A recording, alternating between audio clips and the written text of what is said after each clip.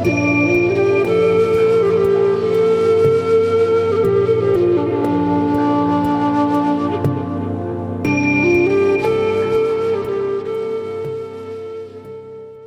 back to the Anxiety Slayer podcast. I'm Shan Vanderleek here with my wonderful friend and co-host Ananga Sivyer. We come together weekly to share a powerful collection of supportive techniques for anxiety relief. And today we're discussing how you can support your anxious mind when it always brings up the worst case scenarios. Welcome back, Ananga. Hey, Shan. What themes should we explore today around our anxious minds and how they can sometimes come up with worst case scenarios? I think there's a few different ways the mind can do this. The anxious mind can default to thinking the worst, always thinking the worst. I think that there's a kind of hypervigilance there that's often in response to stress or trauma from our past, where we expect the worst, or we are so worried about things that could go wrong that we project them and we think the worst. And of course, the real thing with this is that when we do think the worst and when we're habituated to do that, that feeds back into our anxiety and increases anxiety. So I think those are important things to talk about. In a recent podcast, we spoke about the practice of redirection for working with unwanted thoughts. And this also works when we find ourselves thinking the worst. When we notice that the tendency in our mind to look at a situation or concern and think of all that could go wrong with it, we really can pause and change how we react. It might take some doing, as I can attest to having recently been through a worst case scenario situation, but you can make things so much better with redirection. And the first step is to notice, to catch ourselves running with a thought to an anxious or unwanted possibility. When we do that, we're projecting, we're creating a story. And it's usually not something happening now. It's something we're worried about happening in the future, something that could happen, something that may happen. Even if that future is as close as the next day or the next week, it's not happening now, but it feels like it. It feels like it, and then we follow the feelings, because when we're already struggling with anxiety, we become hyper aware of any feelings and sensations in our body. And of course, the body doesn't know the difference between what's fact and fiction, or as we've been talking about recently, mental propaganda. So the body just jumps right in. If we think, oh, this could go wrong, and we believe that propaganda, we believe that worst case scenario thinking, then the body jumps right in.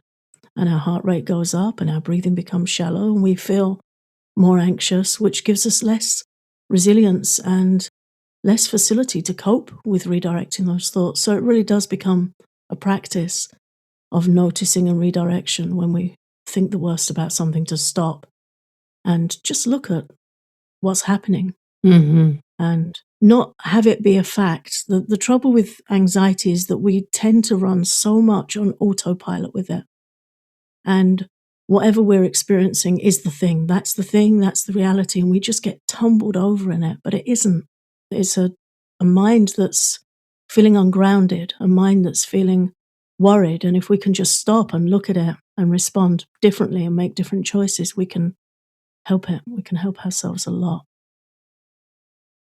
For example, when we catch ourselves projecting fear around any given situation, we can support our mind now to release that fear. We can take action to help the mind feel more resilient and steady. And it's just a matter of, again, that awareness of what's happening. Because a balanced mind feels able to meet whatever comes up. That's the grounded and peaceful place to be, and we can absolutely work toward that. I realize that in some cases, our minds aren't balanced. So, for instance, the other night, my mind wasn't balanced because I was really tired. I hadn't gotten enough sleep over the last couple nights. And then a story came into my mind, and I was really concerned and really worried. And being a mama, I was worried about my daughter. Hadn't heard from her. And I was just certain that something bad had happened.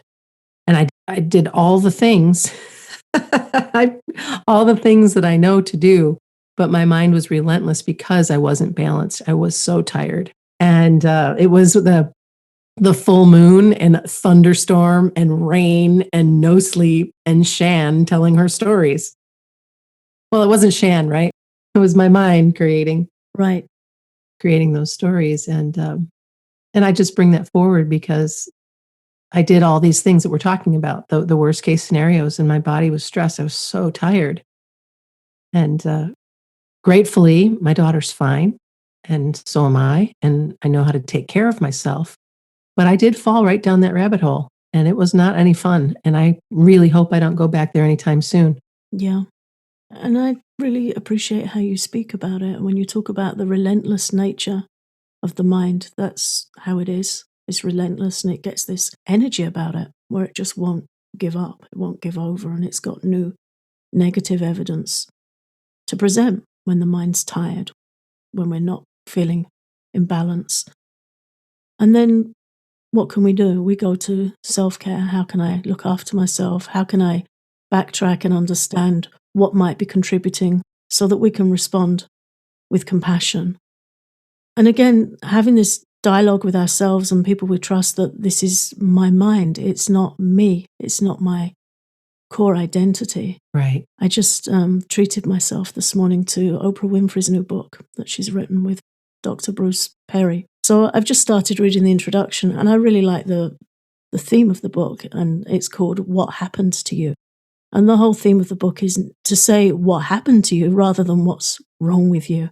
Mm-hmm.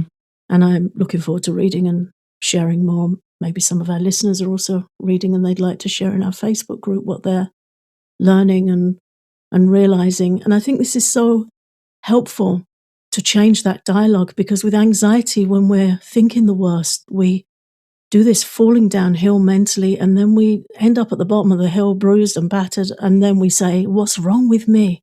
Yeah. Or we think we're broken, or we think we're not functional, or we start comparing ourselves negatively to others who appear to be coping better. They might not be, but we'll think they are. And we say, what's wrong with me? So to switch it up and say, what happened? What happened over the last few days, weeks, months that might be contributing to me feeling not so mentally resilient? And how can I be kind to myself if I fall down the rabbit hole? Because we all do. Sometimes we all do. That's the nature of the mind, and it's the nature of life. And what can I do now to help myself get back on my feet? Yeah. And that is so key. I found that with this recent experience, I was so grateful to be fully supported by my husband, of course, and by my friend Jennifer, who she's a mom. She knows what that feels like. You were celebrating your birthday, so I kindly left you alone. But it was just being vulnerable enough to ask for support, to share what was going on, to continue to do the practices that we know how to do, and to know that it really will pass. And then, of course, having the exaltation of finding out that what you were worried about was all a story of your creation. Come with me and let me share my worst fear with you and the story of my own creation. Yeah. And I can laugh at myself about it because I have to. It's part of the way that I cope with it, and knowing that I am human, that these things happen, that even if we weren't anxiety slayers and doing the work that we do, it happens. Stuff happens to all of us where we are a little off balance and come up with these worst case scenarios. So let's talk through some of the steps for working with this anxious tendency to think the worst. I think the first thing is to step back and watch ourselves, watch our thought patterns, watch the nature of our thoughts. And before we started the podcast today, I was sharing with you a text I received a few days ago, and how I didn't finish reading it because I got to a certain point and my mind had already finished it in my head. Not what the text said at all. And a text is a short communication, but because I was so tired and we just moved house and I was really quite exhausted from all the things that everyone knows goes with moving, my mind filled in the blank. And then I had to stop and just be kind to myself and take a breath and say, look what you did there. Not Yeah. like you're chastising yourself, but just, hey, look what you did. It was a good message and you filled in the blank in a way that could caused you some severe stress. So, Hmm. okay, I need to go home and make some soup. I need to rest. I need to be getting back into my reading things that nourish my mind and steady my mind. So the first thing always, and this is a key teaching of Ayurveda, is to watch ourselves, self-observation, but kind, not the pointy finger. Yeah. Without judgment. Yes. Yeah, without judgment. So just to watch for those tendencies and just stop. Hey, I did it again. I filled in the story. I filled in the story with that tendency to think the worst. And again, when we think the worst, the body believes the worst. And so round we go. So it begins with watching, pausing, looking out for those tendencies. And then we have the space to make the change. And also to ask questions about where these thoughts and ideas may come from. Because chances are you can trace it back to something in your childhood or something in your life that perhaps it was modeled to you by a mentor or a parent or teacher. Perhaps it's something that you created to protect yourself. Uh, there's so many things that, where these things could come from. And so, again, as the example of you reading your text and filling in the blank, what might happen if you allowed yourself to take a breath and then read it again to make sure it's what you really understand, that is this true? Is this really what I'm seeing? Or is there more to this type of a thing? Asking those questions if you can in the moment. Because if our mind's unbalanced, it's a little bit harder to ask the questions. Yeah. And again, as so much of what we've been sharing in recent episodes is a practice. It is. It's a practice. So for me, I had to stop and I put my hand on my chest and took a deep breath. And I was in the car and I just said out loud to myself, you see what you did there? Yeah. Okay, there's been a lot going on. It's time to really get back into the active self-care. And then I just asked myself, where did that come from? Yeah. And I knew immediately where it had come from. And it was a belief projected by somebody else. As it often is. Yeah, projected repeatedly from someone else. It wasn't mine at all. It wasn't true. And it was a propaganda story. Right. And then once we look and we respond with self-kindness, then we can move on to doing something that helps. That's the next step. Do we need to take a walk, take some breaths, journal it out, write it out, what we thought, and then write why it's not true? Yeah. My choice was a really good ugly cry. Mm-hmm. Just let it go of all of it, all of the fear, all of the creation story, all of the things, and then take a hot shower and let it all roll off and down the drain, and then retreat to the island of my bed. Yeah. Because I hadn't slept in so long and I was so very, very tired, and it finally felt like, okay, I can rest now. And then later that evening, my daughter and I had a laugh about all of it, and not to take the importance away, not that kind of laugh, because as parents, if you're a parent, or if you're a spouse, or if you just love somebody so very much and your greatest fear is something that could happen to them, then you know what this feels like. And so to be able to also convey that, but also to lighten it up a bit, Mm. and it felt strange to be doing it, but it also felt very healthy to be doing it, if that makes sense. Yeah. And then, of course, another step would be tapping. Tapping helps us to really release our fears and rest and build some resilience. At the time, I was making my statements, even though I'm afraid that something horribly wrong has happened, I love and accept myself. And I could do the words, I could do the clearing statements. I couldn't tap at the time, but I knew that it was better for me to use the words than to not, Mm-hmm. and then build into tapping. And for a while, I was just tapping on my collarbone, Yeah. and just because it felt like too much to go through the whole Yeah.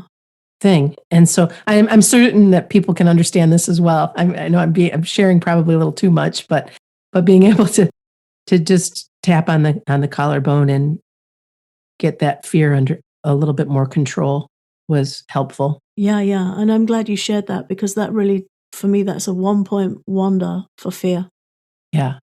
And I share this a lot when I'm working with my clients, is, if you're feeling really freaked out and anxiety feels like it's escalating, we can't always find the words. But the point of the words is to tune us in to what's disturbing us. And if we're that disturbed, it's there. Yeah. We don't need, the radio's tuned in, it's all happening. So to go straight to the collarbone and just tap on that collarbone point and breathe. And if you don't know where the point is, you can find it on our website at anxietyslayer.com/EFT. There's a chart of all the tapping points there. So this collarbone point is on the kidney meridian. And in traditional Chinese medicine, it really has a direct effect on calming fear. Even if you just learn that one point, it's really helpful. And then if there's lots of adrenaline and stress running through our bodies, I find it really helpful to pace and tap and breathe, and just keep going. Initially, your mind may tell you it's not doing anything. Give it a minute or two. And Yeah, it it really helps. does work. It really does help. And then the words and the processing and the journaling, that can all come later once we've de-escalated the fear, once it comes down a notch or 3. Yeah. Yeah. And then, of course, go back to gratitude and stay in gratitude whenever possible. And it's always possible if you really continue to add to your gratitude journal, your gratitude list, your notes in your phone, wherever it is you keep those items that you're grateful for, those people that you're grateful for. Gratitude lifts us up in a way that it's really a gift. Yeah, and such a powerful antidote to anxiety. I think, when we have this projection anxiety is a real thief of the good things in our mind. Mhm. It eclipses the good things in our mind. So rather than thinking of all the things that could go wrong, gratitude keeps us in the moment with all the things that have gone right and are going right now in this moment, even if it's the most basic things, like taking a shower with hot, clean water is a gift. Mhm. To take a grateful shower, to take a grateful nap, a grateful cup of chamomile tea. These are all liberties and gifts, and they antidote anxiety because it becomes mindful. Right. It becomes mindful and it becomes in the moment. And Ananga, thank you in advance for the tapping practice for Patreon that you've recorded that goes along with this episode, because I know that tapping practice will help so many who fall down this rabbit hole of believing the worst case scenarios. Thank you so much for listening to Anxiety Slayer. Ananga and I are incredibly grateful that you come back again and again. And if you love our podcast, please consider exploring our Patreon for loads of Anxiety Slayer extras for calming anxiety, including posts and guided meditations and tapping sessions, popular episodes from our archives, and so much more. You can learn more at patreon.com/Anxiety Slayer. Thanks again, Ananga. It's so great to be together with you, and I look forward to our next conversation.